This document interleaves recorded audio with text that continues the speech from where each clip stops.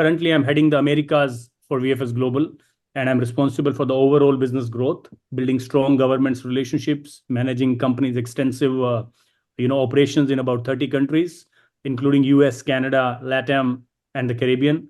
Prior to this role, I'm going a little bit in detail. I was interested with the leading business development for the Americas and managing client relationships for some of the key governments that we have, like Poland and Ukraine. In this capacity, I drove the strategy, oversaw operations, spearhead new business development initiatives, and maintaining strong relationship at the ministries level, at the central level. Before that role, I was the regional head for CIS and Eastern Europe for nearly a decade, where I led the managed the business operations for VFS Global in Russia as well as in Ukraine.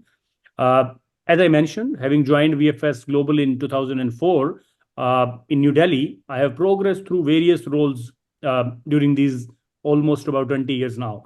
I'm extremely passionate about driving innovation and customer satisfaction. My strategic insights, operational expertise, and adapt client relationship management, skilled played I would say, crucial role in my success as well as success of the company in these regions. Working at VFS has given me a lot of opportunities in terms of bringing your skill set onto the table. It's a great environment. When you work for an organization about 20 years, you have a lot of experiences to share.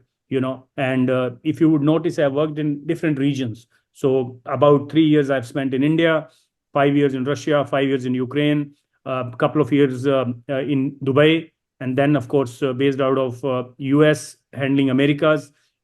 This gives you a lot of learning experience as well, because you are working in different regions, you're working with different, of course, nationalities. As you know, in VFS, there are about 125 different nationalities working in VFS alone, because we are present in 149 countries. So we have the skill set from all the major countries in the world. This also gives you not only a learning experience, but you are also able to synergize a lot better way, because you bring your experience, you get insight of the local country, the expertise, the skill set that you locally have. And that, of course, brings a very unique proposition on the table, where there is a great mix between two cultures, two learning skill set, two sort of individuals or the teams who have learned and grown in different verticals. And that's the beauty of the organization. There are, of course, many colleagues that I have within the organization who have worked in different regions, who have succeeded in their careers with the organization. And of course, VFS, as you would know, is one of the leading organization who provides the technological solutions to the governments, and a sort of a very, very, responsible job we do. And over the years, of course, the kind of experiences, the kind of learnings, the kind of growth, and a very, very, I would say, equal opportunities for all. That's something very unique about VFS.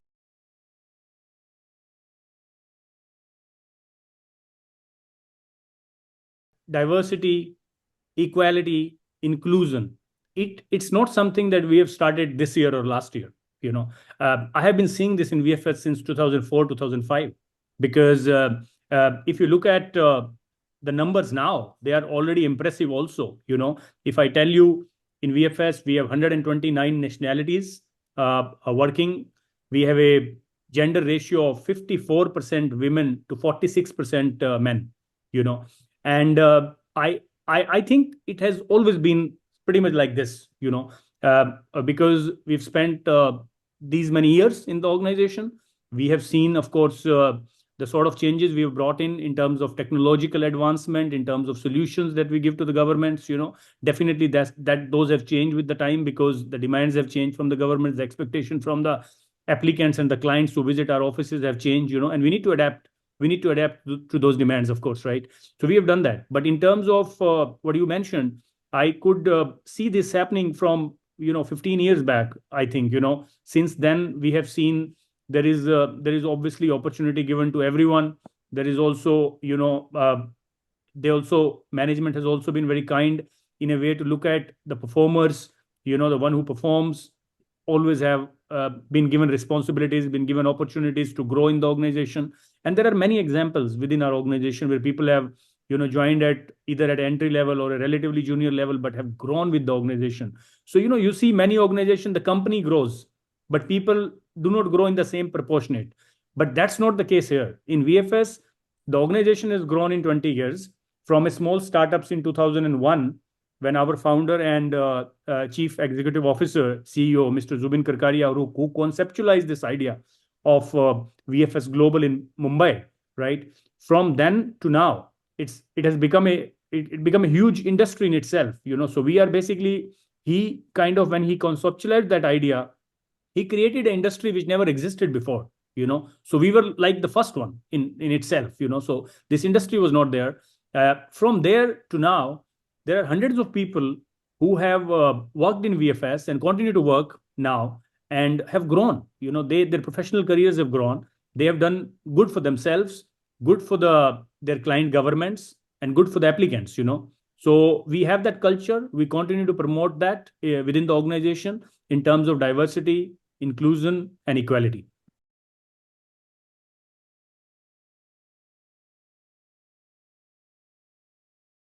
As the pioneer of visa services outsourcing, we have facilitated cross-border mobility through highly secure, reliable, efficient, and innovative technological solution. Today, from 2001 to now, today VFS Global is the world's largest visa outsourcing and technology service specialist for the governments and diplomatic missions worldwide. The company manages the administrative and non-judgmental tasks for its client governments related to visa, passports, and consular services, for them to focus completely on the critical task of assessment. So the governments can only focus on the critical task, whether they need to issue the visa or not.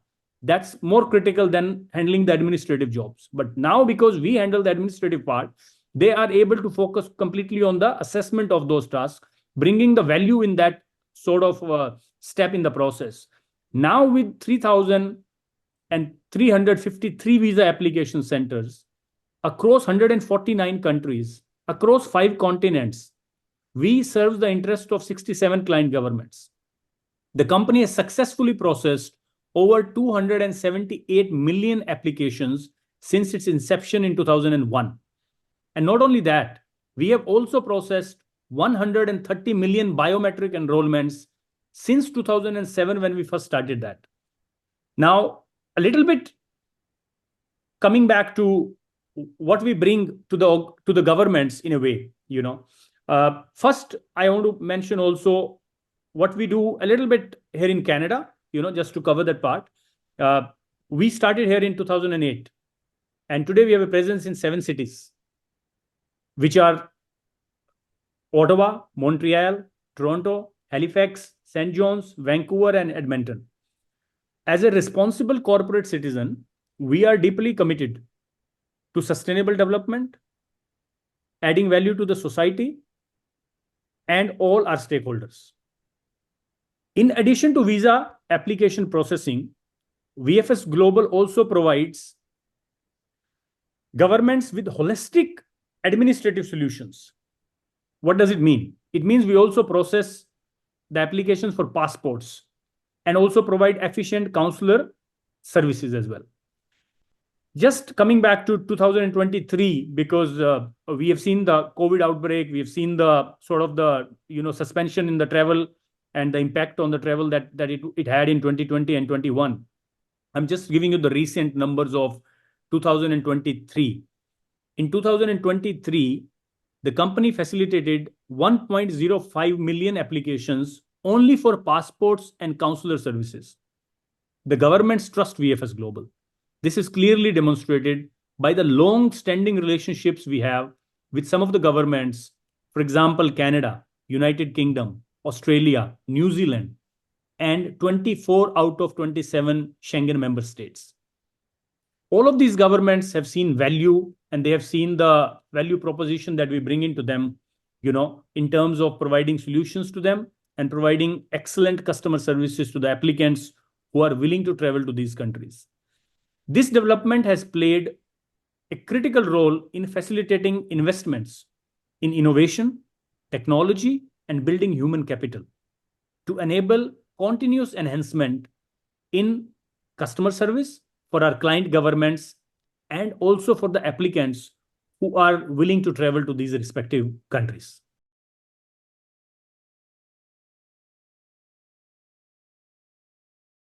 We have an extremely robust appointment management system catering to millions of visa applications and applicants across the globe. Given the travel rebound post the pandemic, there was a demand supply gap in a way, in certain markets because of the strong pent up demand and limited availability of appointments. VFS Global, as a responsible service provider, proactively deployed countermeasures on the appointment booking systems to prevent the fraudulent misuse by bots and third parties and different entities. We always advise applicants to avoid frequent login and checks connections for firewall restrictions. For example, it's advisable to book appointments when connected to private broadband or hotspot. These are some of the very basics I'm saying here. But from the preparation perspective, we always try to educate people to plan their travel in advance because in summer we know a lot of people apply for the visas. There will be demands. This process at embassy or the consulate is something that VFS Global is not able to look at. That's not our process. We absolutely have no influence in terms of when an application should be accepted, when it should be processed, and what could be the decision. So we have absolutely no influence on that. We are only able to handle the administrative part of the job, which means we always tell people before the peak season, you plan your travel in advance, you make sure your documentation is complete, because once your documentation is complete, it's much easier for a visa officer to take a decision on your application. So in terms of availability of slots, obviously after COVID, there was, in the industry, we call it revenge travel as well. So there was revenge travel in 22, 23. A lot of people traveled who couldn't do it in 20 and 21. The business tourism came back in a way because earlier we all got used to Teams and Zooms for the interactions and discussions. And once the travel restarted, all the companies, their executives, their teams wanted to meet their clients. So there was, of course, huge demand in that sense. I think it will continue. We have seen good numbers coming in the first quarter of 24 as well. And we as an organization will continue to invest in our technological solutions to make sure our services and our solutions are not only comfortable and easy, but it's also very user-friendly and convenient for our applicants.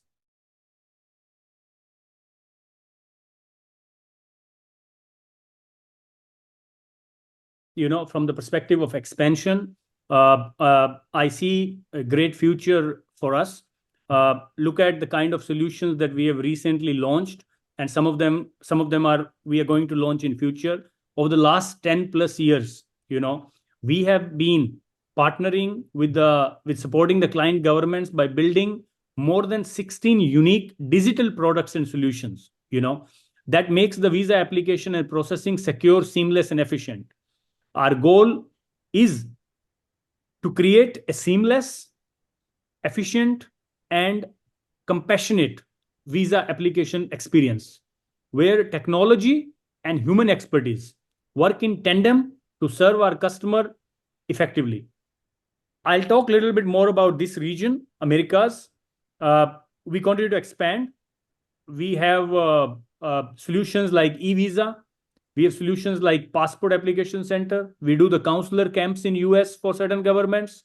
I expect these solutions will continue to grow in the coming years as well. There is a strong flow of people within the region.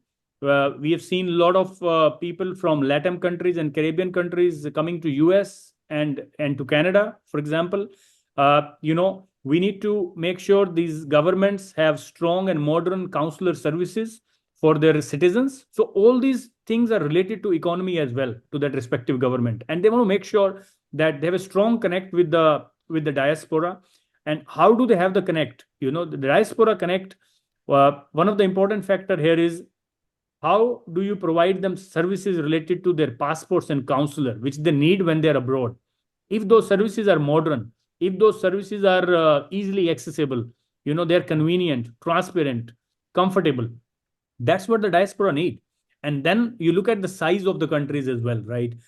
You talk about, in this region, we talk about US, we talk about Canada, for example, geographically big countries, huge countries, right? So you want to make sure that people of your diaspora are not traveling, for example, for 500 kilometers, right, to apply for a passport. That's a huge cost to them, and also the time. So we make sure here we provide them the solutions that are available wherever their diaspora is living, wherever the people are living. So it gives great comfort to the government, flexibility in terms of their reach.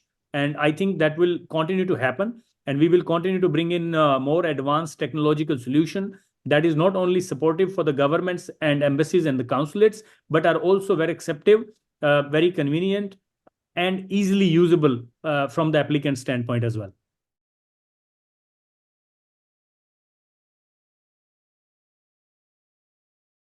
We are going to be a responsible AI company. It's important to understand the role of AI into any process that we design. We want to make sure anything out in the public domain is well researched, is well documented, and well verified. Most of our information that we have on our websites and call centers, because we work as per the guidelines and rules and regulation designed by the embassies and the consulates, we have to follow them. We follow those rules and regulations, and all the material that we have on our websites, call center, or emails, and all social media, for example, they are all regulated by the respective embassies. We're gonna of course integrate AI into that sense that these informations are easily accessible for people. We also need to make sure that whatever goes there is well checked, well verified, and completely in a way synced with the respective governments for whom we are speaking. But yes, within the organization, I can tell you, we have a dedicated department for AI. So we have obviously a leader who leads the AI at VFS Global, and responsible AI is something that we are looking at in future, and definitely going forward, you will hear a lot about this from us, how we're going to factor that into our processes, how we're going to factor that into the way we communicate from the information standpoint to our applicants, how they can quickly access the information, how can they quickly assess their requirements with the help of AI, at VFS Global. That's definitely one of the important things that we're working on.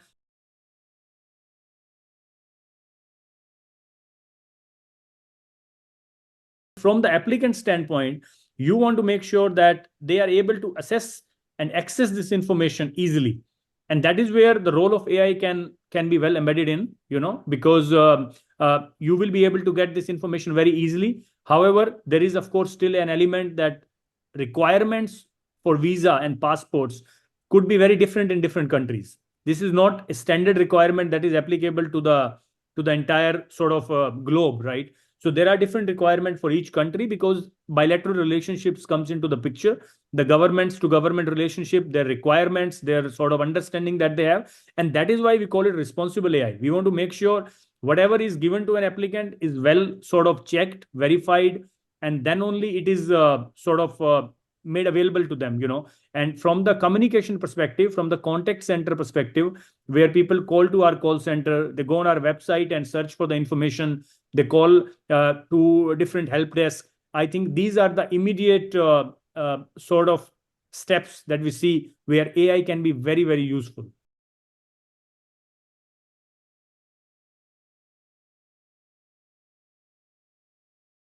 And it's very easy, I think for people like myself who come here and work, the acceptance that you have within the society, it's unbelievably good, and very comfortable.